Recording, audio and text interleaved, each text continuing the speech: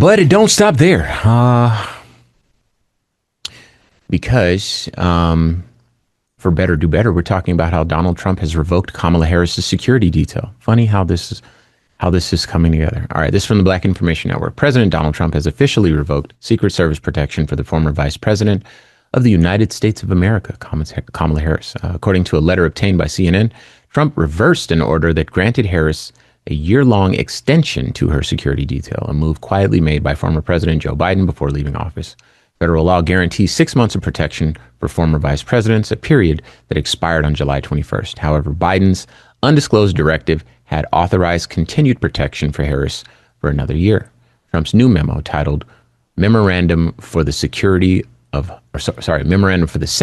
Homeland Security, ends Harris's security detail effective on Monday, September 1st. Quote, you are hereby authorized to discontinue any security-related procedures previously authorized by executive memorandum beyond those required by law for the following individual effective September 1st, 2025, former Vice President Kamala D. Harris, the memo states.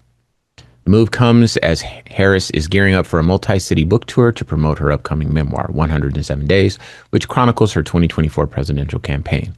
The book is set for release on September 23rd.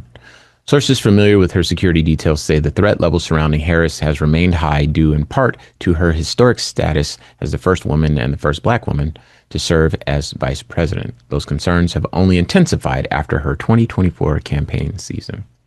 Quote, the vice president is grateful to the United States Secret Service for their professionalism, dedication, and unwavering commitment to safety, unquote. Kristen Alley, a senior advisor to Harris, said in a statement. Super petty.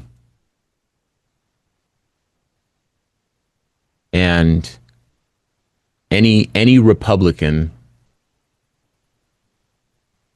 that recognizes that we are in a polarized society because of Donald Trump, more polarized than we've ever been as a country. Any Republican that feels like the leaders that speak for them might benefit from some additional security if they leave office should be outraged by this. And the stunning silence is shocking. Now, Kamala Harris is, I've heard that the California Highway Patrol stepped in to support her, make sure she's okay. And obviously, she's got a team that'll put everything together that she needs. But this is just so petty. And Kamala Harris is in a position to take care of herself. Donald Trump, when he leaves, can pay for his own security. But some people might be really in it to change the world. And they might come from Republican background, Republican sensibilities, and they might not leave the office with tons of money and book opportunities, etc. And them just released out into the public, once that 6 months goes away in a polarized nation, they could be just as vulnerable if a Democrat did the same thing.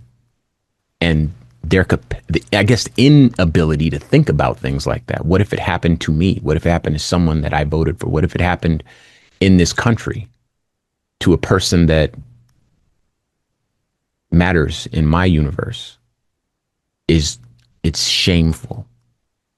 Your thoughts here, Q?